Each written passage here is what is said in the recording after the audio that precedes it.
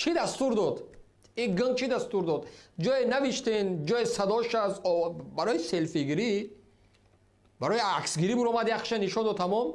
دستور این باید روی ورق باشه، روی نوار باشه. باید هر قدم این نفر باید که برای مردم آگاه باشه که این چی دستور داد. مردم بدون آینده کی باید انتخاب بکنه. دستور داد. چی دستور داد؟ این 4 موسفید پیرخری دیگر در گیت جمع کرد که خانه‌های همه این سویت داره. من شک ندارم، من شک ندارم که خانه‌های همه این قوه برق داره. قوه لیمیتی دزدی دارن از جایهای برق، مخصوص خانه‌هاشون قوه برق داره. یگام تیو رئیس ناحیه است، معاون رئیس است. 4 تا رئیس ناحیه باشه، 3 تا دیگه معاون امید رستم است. خانه همه این برق داره. این چی دستور داده است؟ این چوچولا چی دستور داده است؟ سوال اینجاست، چی دستور داده است؟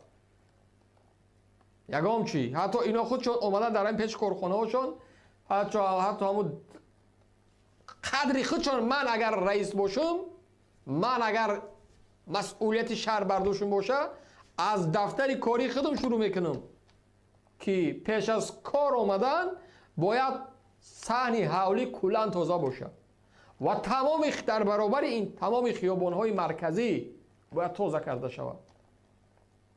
میفهمین؟ گویا اینا که خیلی غمخوری کرده دلی برف ده و بیچاره نبودن مسئولیت از یک گنگ نتونستین. در تعریف من معذرت میخوام، ریدی به اندازه برداشتن یک نفری متخصص داننده زبان آلمانی، زبان انگلیسی، زبان روسی، زبان خطایی، زبان بنگلادشی، زبان پروگی، زبان انتارکتیدا، زبان چون ای گفت همون رحیم غرمی که به اندازه برداشتنش که عباسی غرمی یک عباس است که در اینترنت ها